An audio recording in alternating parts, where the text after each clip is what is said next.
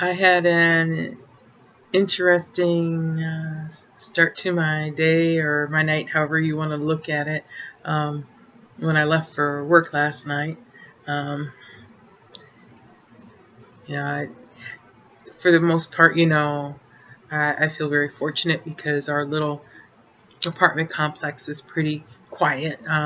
We do have, some homeless people that are camped out nearby, and so we see them.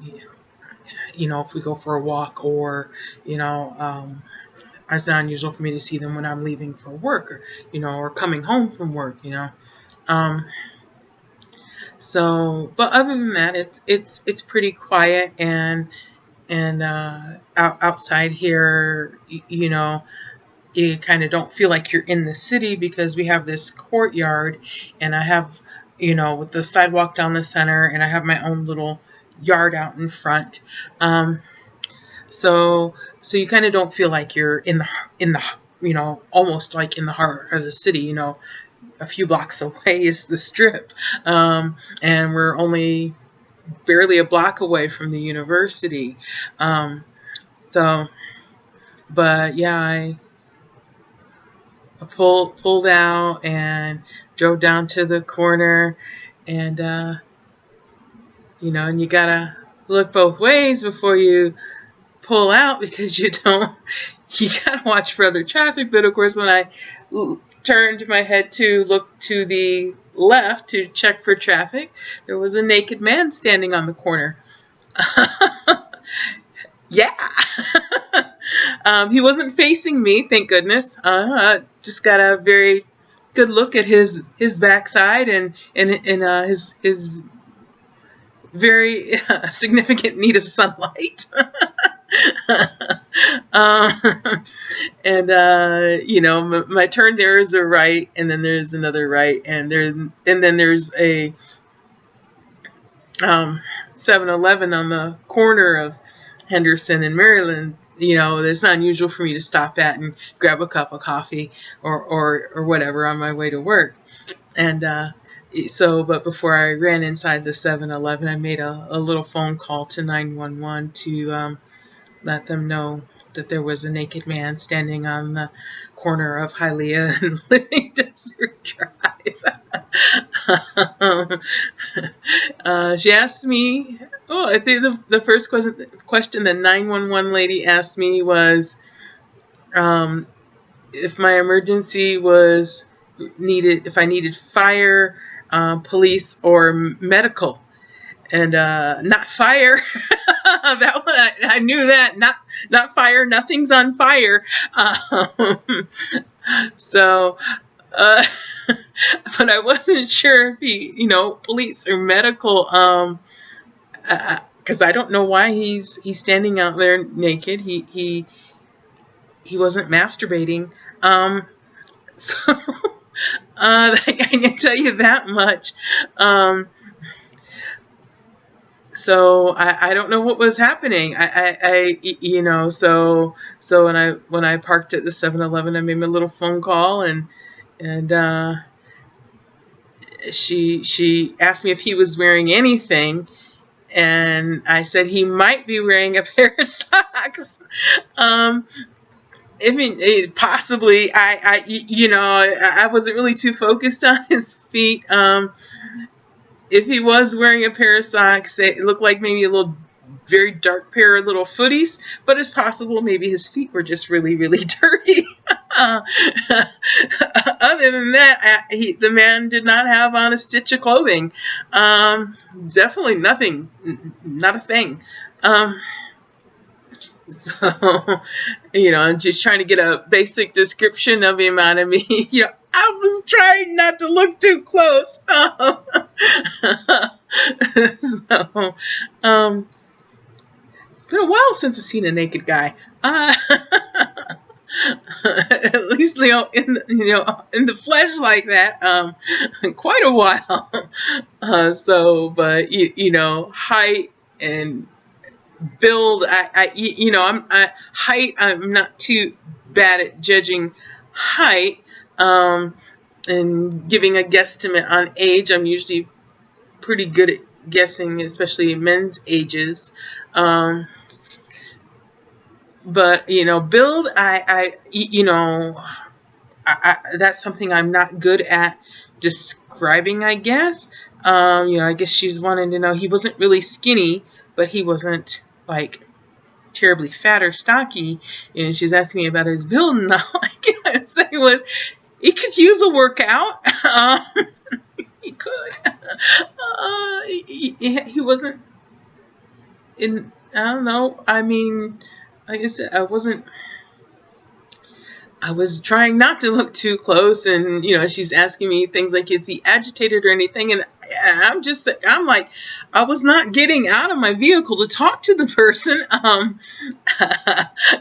I didn't stop there for very long. I stopped. Okay, naked man, no traffic, zoom. I was.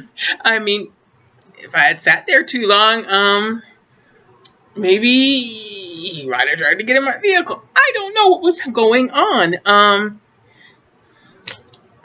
I don't know if he maybe was mugged, if he maybe was drugged, if he was on something, if he was some very disabled person who happened to walk out of his home without a stitch of clothing on. I don't know. I don't know what the situation was. I just know I felt like I should send somebody to find out, and I hope if the police got there before he wandered off, that if they had to talk to him or whatnot, that he was cooperative and didn't give them any trouble, because I'm sure for most police officers it is not the highlight of their day to wrestle a big naked man. Maybe there's one or two that are like, honey, guess what I did today? But that would not be the highlight of my day. Not like that. So yeah.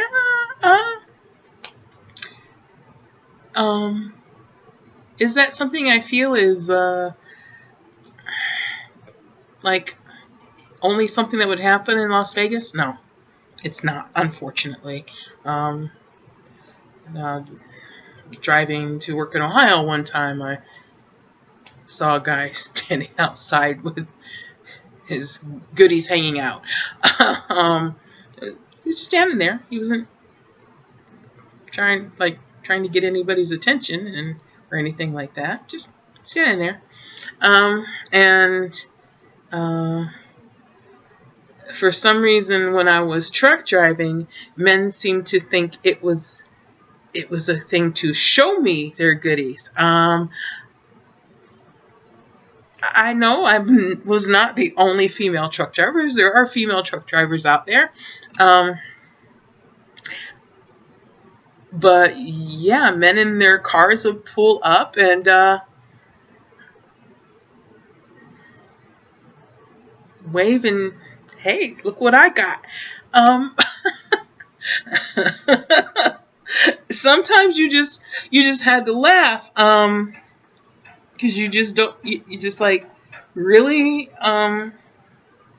really. I don't know what's happening in somebody's mind. I did try to run the one guy over though, because he was really like creepy with a trench coat, and he was masturbating. So yeah, I did try to run him over with my truck. Yeah, because that really creeped me out.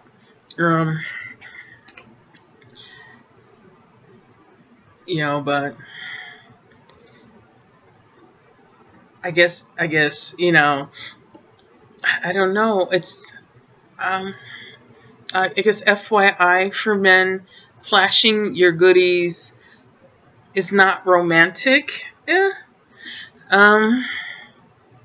perverse. Yeah. And maybe for you, if a woman flashes you, that's something that turns you on. But women's minds, or at least my mind, does not work like that. Yuck. Because yeah, just it's not romantic. Yeah. So, but yeah, that was and now I'm just kind of stuck trying to figure out how to get a strange man's ass out of my brain. I mean, when you some things you just can't unsee, and you wish you could unsee it, and this definitely falls under wish I could unsee it. um,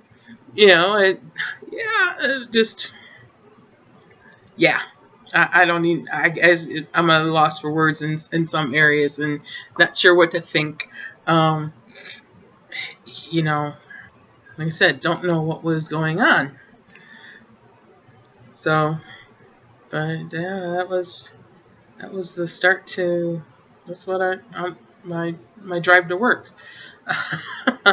Normally, it's not unusual for me to see, pass a lot of homeless people on my way to work. And like I said, there's some camped out down that way, behind the building down there that's got some different stuff in it, and and sometimes I see some that hang out down this way, but he wasn't pushing a shopping cart or anything. He was just standing out there naked as the day he was born, pretty much.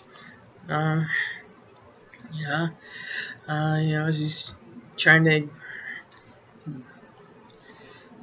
Yeah, I don't even know what to think. But is that something that would be something that would just happen here? No, I know that.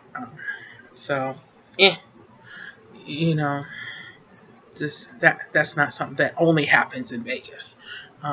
So, definitely know that from living in a few other states before I came here. So, but just left me a little weirded out for the night. And trying to answer questions to a 911 operator, you're trying. How do you just she was like, you're trying to describe him, and the best I could say is he appears Caucasian, but there are people who are not Caucasian who are just as fair as Caucasians.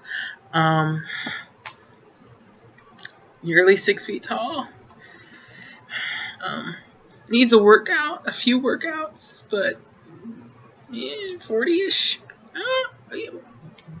Dark hair, short dark hair. Can see that much. Yeah, don't know what was going on, and maybe I just want to know what was going on either. It's weird, just weird. But yeah. Other than that, we're doing okay. I need to figure out how to be better at downsizing, I guess, or minimizing. I hate to get rid of things that I think I might need in the future. But weather-wise, it's been a lot nicer. During the day, it's only getting up between like the mid 80s to mid 90s, and at night it's dropping down, to like the mid 70s to mid 60s, and that's in Fahrenheit. So it's been pretty comfortable.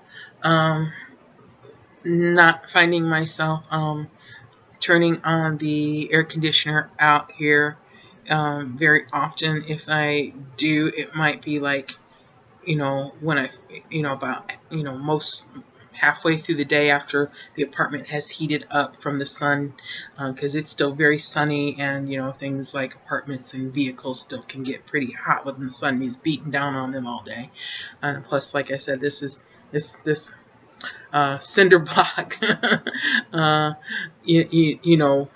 box, you know, it doesn't have any HVAC, you know, it's got no ventilation.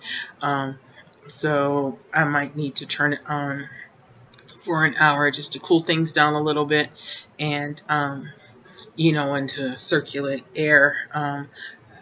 The little fans I have going, the big fan off right now. I'm finding I don't need to run the big fan out here very much, and I'm probably gonna have to go turn off the air conditioner in Cherokee's room because she has a tendency to just leave the thing on.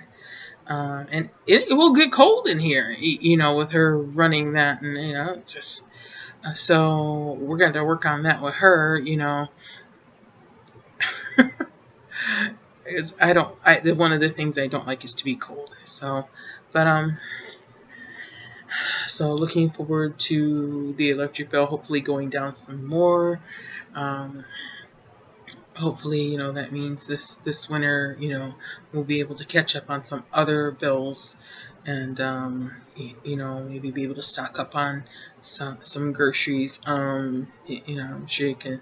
I I'm I I like to be stocked up on certain things, and it's hard to stock up in a place this tiny with very little storage. So, you know, but this isn't like our permanent home or anything.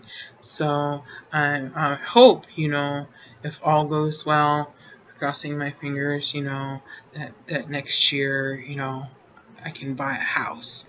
Probably won't be anything big and fancy. It will probably need a lot of work. But I think that's the best route to go.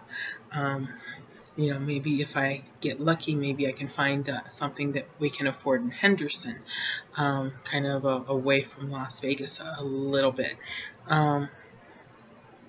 So, but we'll see.